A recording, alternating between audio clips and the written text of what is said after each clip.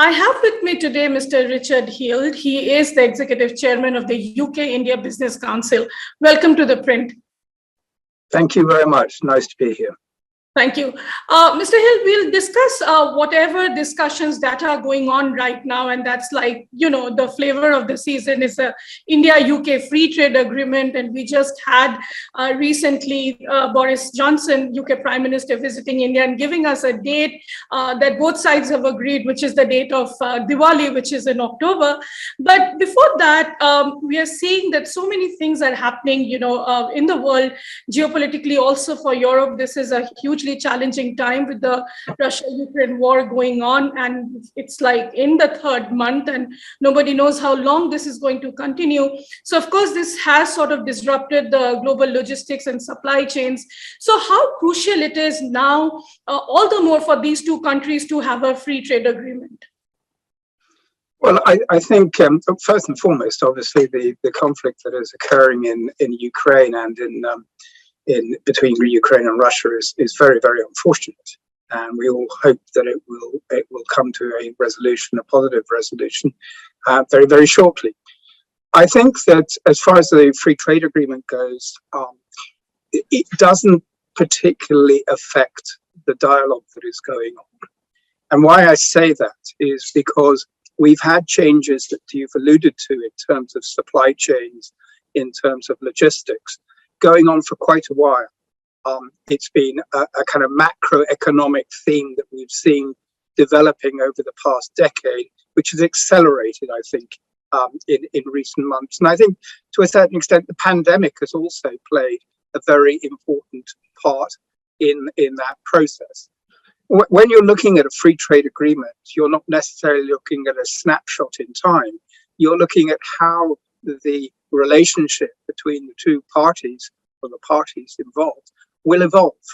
And what is absolutely undoubtedly true is that India's growth trajectory in absolute and relative terms is going to be far faster over the next coming 20 or 30 years than a developed economy like the UK. That is not to say that it isn't important, because there are things that the UK develops, particularly upstream type technology, which will be used and can be fundamental to the efficacy of a free trade agreement. So when you're looking at a free trade agreement, you're looking into the future for the next 30 years and not necessarily looking at what is happening at the present moment in time.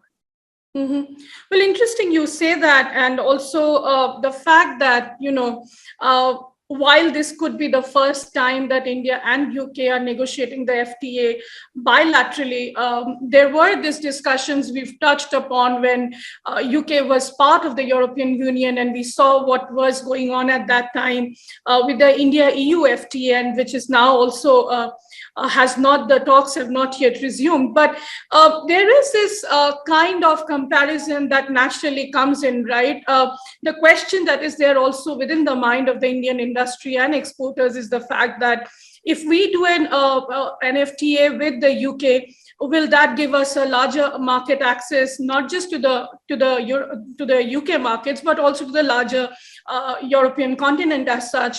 Or should we give more focus on the India-EU FTA? So, from the business perspective, what would you like to tell them on that? Well, on that part, I think there are 2 points that I would like to make. The first is there was a very interesting study that was done of Indian industry in the UK immediately in the aftermath of the 2016 referendum, which voted for the UK to leave the EU. And what it showed was that the vast majority of Indian industry invested in the UK for UK specific reasons, not for access points into the EU. The second point I would make is that Indian industry plays an absolutely fundamental role in the UK economy. The FDI, the levels of FDI that the UK has benefited from over the past years have been substantial indeed. India is, I think, traditionally within the top 2 or 3 countries year on year in relation to FDI flows into the UK. So very much embedded in the UK in the UK economy, and therefore an FTA agreement on a bilateral basis between the UK and India, and particularly one that focuses on areas around technical barriers to trade, not necessarily purely on tariffs, is something that I think will act as a catalyst, not only to those Indian companies who are already invested and working and assembling in the UK, but those who have aspirations to make that journey and that investment into the future. And that, I think, is going to be critical to the development of the relationship between the UK and India. So that's why I believe, and I would strongly urge the focus to be on the bilateral arrangements under the FTA, and let the EU and India make their multilateral arrangements afterwards on the back of it. Mm-hmm. That's interesting. And also, Mr. Hill, if I can ask you, we've seen every trade negotiation that India does, or any country does for that matter, is always difficult. There are hurdles all along. India has just recently, under the Narendra Modi government, has sort of woken up to the fact that trade agreements are necessary, and we've done that with the UAE, and also an early harvest with Australia. Although the difficult part with Australia is still left. So when it comes to India-UK FTA, do you think, will there be a scenario where probably we'll go for a part one, an early harvest, and then the difficult part? And also, what are the main, as you talked about the non-tariff barriers, apart from the tariff walls that, we still have, and India has some of the highest tariff walls, but apart from that, in terms of NTBs, the non-tariff barriers, what do you see could be the main sort of sticking points as we go along? Yeah, if I can just split the question into two, I think that's how you summarized it. If I can deal with the point about the early harvest agreement, I mean, when the announcement was made for the launch of the free trade agreement process in January of this year, there was much discussion about early harvesting agreements. Our Secretary of State and your Minister of Commerce talked about that in the launch process. It seems to me that has somewhat quietened down. I'm not completely sure why. We business was supportive of early harvesting agreements, but that doesn't seem to have developed in the rounds of negotiation that we've heard of so far. And also, as you rightly point out, the statement between the two prime ministers in May kind of flagged up a date of Diwali, and I we can talk about that if you want to, but that isn't too far away. Yes. And therefore I'm not quite sure what the purpose would be of having an early harvesting agreement when your target for signing an FTA agreement is relatively proximate. So the mood music around it has changed. But that having been said, we are in the middle, we're at the end of the first week of the fourth round of discussions. So there is a lot of discussions that are going on every 5 or 6 weeks. And therefore, I think that there is a lot of progress, a lot of discussion that is currently being made. With regard to the second point, and I think that is fundamental as well, because technical barriers to trade, ease of doing business, call it what you will, absolutely underpins not only trade itself, but also the investments that, as I alluded to earlier, that India makes into the UK and that UK makes into India. So the areas that we're looking at are important areas, such as, looking at rules of origin. How much does particular goods have to be made in one jurisdiction versus another? Harmonization of standards and governance, and these are fundamental points, as well as areas such as protection of intellectual property, comfort to investors, giving comfort to investors, and it also ensures investor protection. These are, I think, fundamental points, and it's not about protecting indigenous industry, and it's not about protecting foreign investment into the relevant country. And the reason why I say that is that Prime Minister Modi has made a statement about self-reliant India. And self-reliant India is all about building up indigenous supply chains.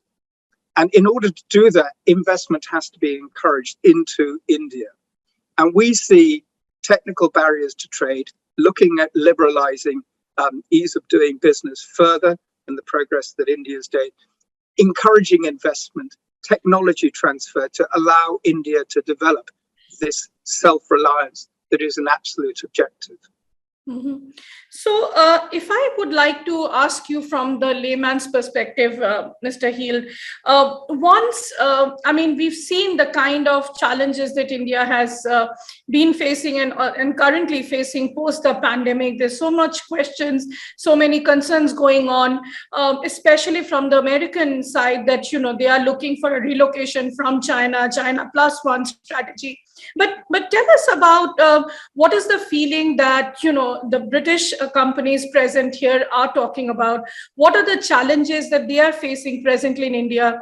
And what is it that they want to be addressed through this FTA? Well, I think the fundamental point is, obviously, there are certain specific areas, like we've been talking about, alcoholic beverages, etc. And the rate of tariff on imports into India is extremely high relative to the rest of the world. But it's not purely about bottled whiskey coming into India. It's about encouraging trade between the two parties. And a large majority of, let's say, alcoholic beverage and particularly whiskey imports into India come in the form of bulk.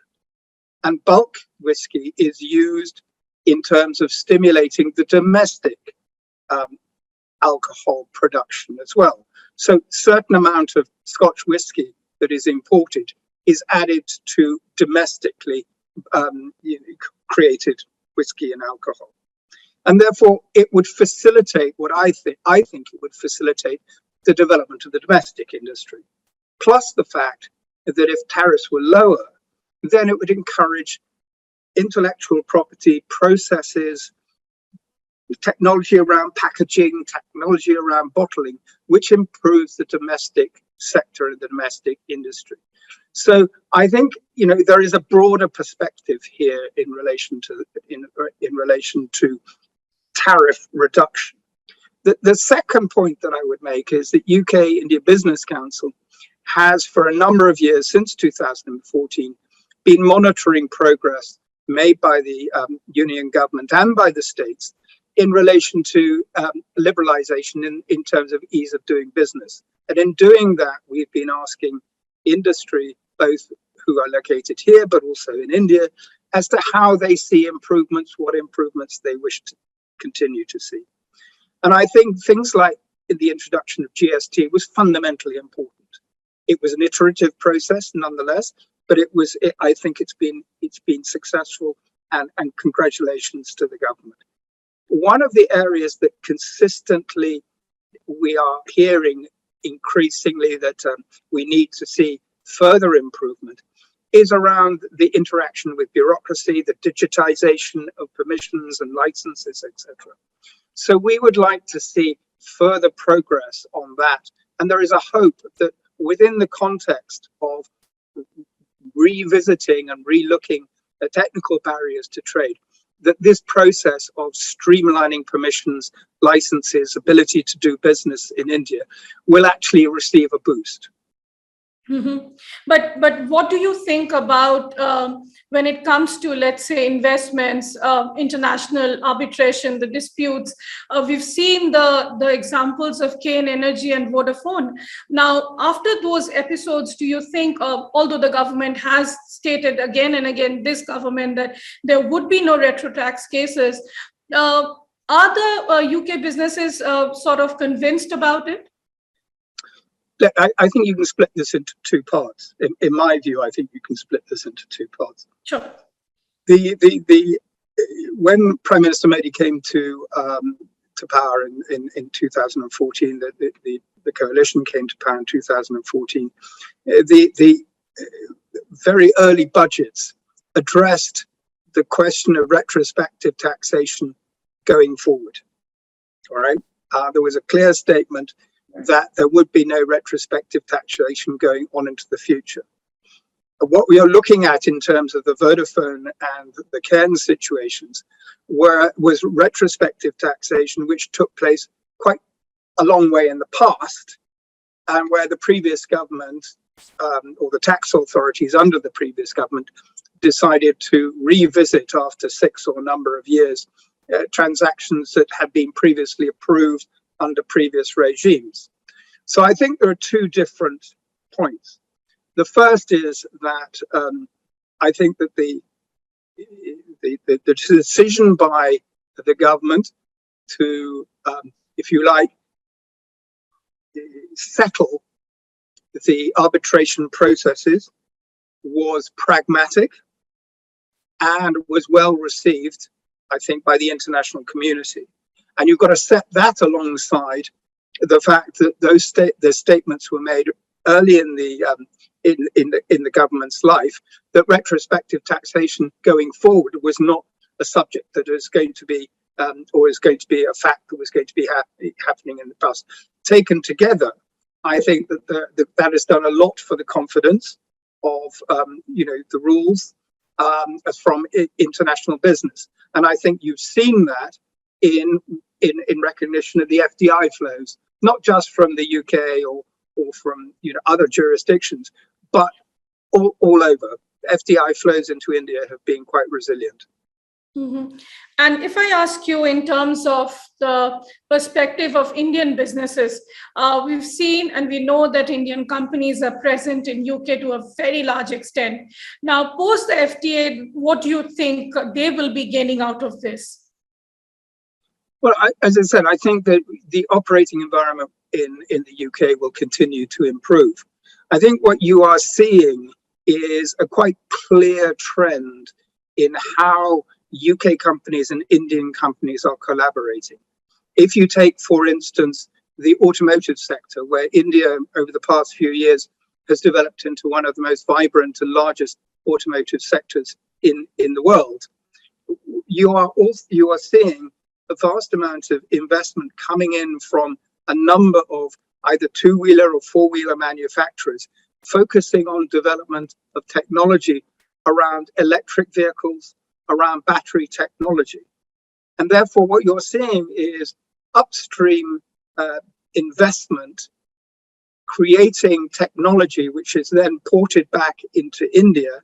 I'm talking virtually, not physically necessarily, which is then used in order to improve the domestic manufacturing and domestic product, and also the experience for the Indian consumer.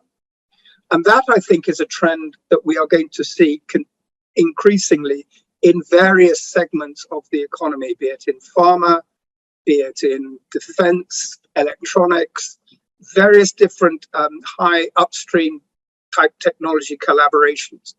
And therefore, I think what the FTA will be focusing on is how can we encourage that sort of collaboration, which actually acts as a win-win, a win for the UK and a win for India as well. So that is going to be a key theme.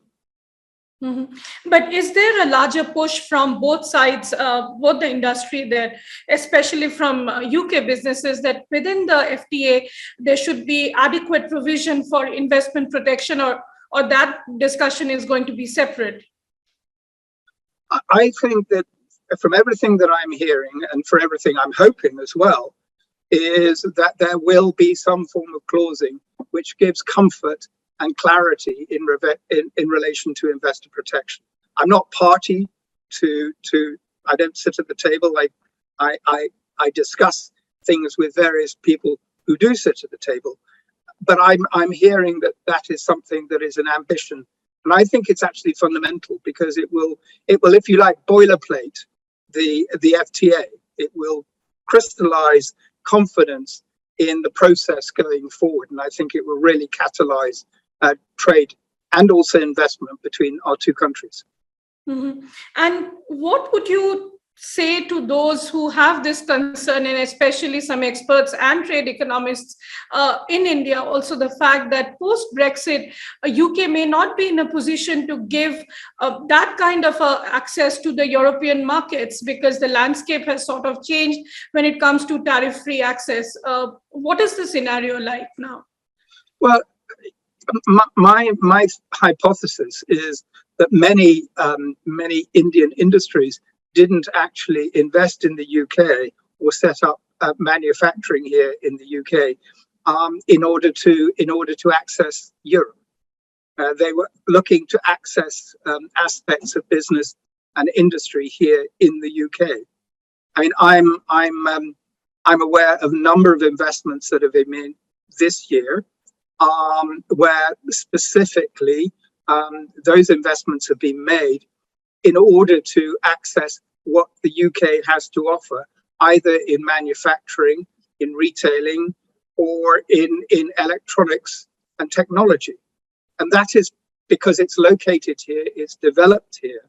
It doesn't give, it's not because it affords preferential access into Europe.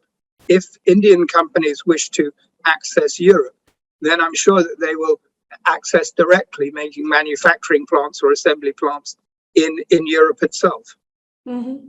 And Mr. Hill, also, what about some of the concerns that there are also coming up to the fact that, under the FTA, there could be some other kind of collaboration happening in the sense UK businesses can push for more labor standards and sustainability factors, which to India could be a bit difficult to sort of have that under the gambit of the trade agreement. Do you think that could be a scenario as well? Well, I think, as you rightly pointed out earlier, these discussions are always fraught with difficulties, and undoubtedly, it's not like flicking a switch. You can't agree something in the FTA and it will happen immediately. As I was saying earlier, you have to plan for how the economy is going to grow and to develop. And I think that one of the agendas, there has to be mutuality of interest in the agreement. And I think one of the key points has got to be, we want to help India develop its indigenous supply chains and manufacturing. And that is going to be a gradual process over a period of time. And likewise, access into the UK, we are a pretty open economy. That is open, and we will have to work to see how we can further improve accessibility for Indian companies. I mean, the one point that, if you like, I haven't mentioned or we haven't discussed is capital. I mean, in UK is one of the leading financial centres in the world, and with India's development needing substantial amounts of capital, there is an area which is open to very substantial collaboration and development in a way that I think we really need to explore and hopefully embed within the FTA. Mm-hmm. And what about defense collaboration? Because that's one segment where India and UK are really doing huge business. We've also heard Prime Minister Johnson talking about new kind of jet technologies coming in. What do you have to say to that? Well, absolutely. I mean, when Minister Goyal was here 2-3 weeks ago, I had the honour of meeting with him a number of times, and each time there was a discussion around defence collaboration. India has put in a defence policy, and where I think the UK can play a very substantial role is providing systems on the platforms that are created by the major Indian conglomerates such as Mahindra's or Tata's or Larsen & Toubro, whoever it is. And in order to do that, the rules require technology transfer or collaboration, not merely exports into. It's all about collaboration, technology and systems and cybersecurity and electronics and weapon systems, etc. And that is something that I think an organization like ours and others can facilitate. It's fundamental to making the relationship between UK and India work, and it's a very, very high priority. My final question to you, Mr. Hill, would be the fact that we've recently seen how the US has launched under the larger umbrella of the Quad, the Indo-Pacific Economic Forum, the IPEF.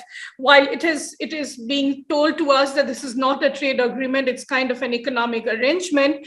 We know that the focus is going to be so much on tariff lines, supply chains, and other things. From the US side, and also the fact that the UK has also spoken about an Indo-Pacific tilt. Now, do you see this complementary to the India-UK FTA, or do you think it can probably pose a challenge to a larger extent that, what kind of commitments there are going to be, the binding rules and other things? What's your thought on the IPF? No, I welcome the IPF. I think that it's an extremely innovative and imaginative organization. Will it directly affect the FTA? I don't think it will directly affect it, but I think it will indirectly affect it positively. And let me just explain. If there is stability and economic growth and collaboration and establishment of supply chains or improvement in supply chains further east, if you like, than the immediate corridor between the UK and India, then clearly I think that will benefit. Why will it benefit? Because we are looking at, and we have established many manufacturing production facilities, either in our own name or in collaboration with Indian companies in India. And therefore, anything that benefits trade flows and economic flows further to the east has to benefit us indirectly. So I'm quite positive about it. Well, thank you so much, Mr. Hill. That's wonderful to talk to you, and thank you for giving us some of the insights. Well, we will all have to wait and see whether the deal will be signed by Diwali or not. Personally, I don't think so, but let's just wait for that. Thank you so much for talking. I won't hold you to that, but it's been very pleasant talking to you. Sure. Thank you so much, and you please take care. All right. Bye-bye.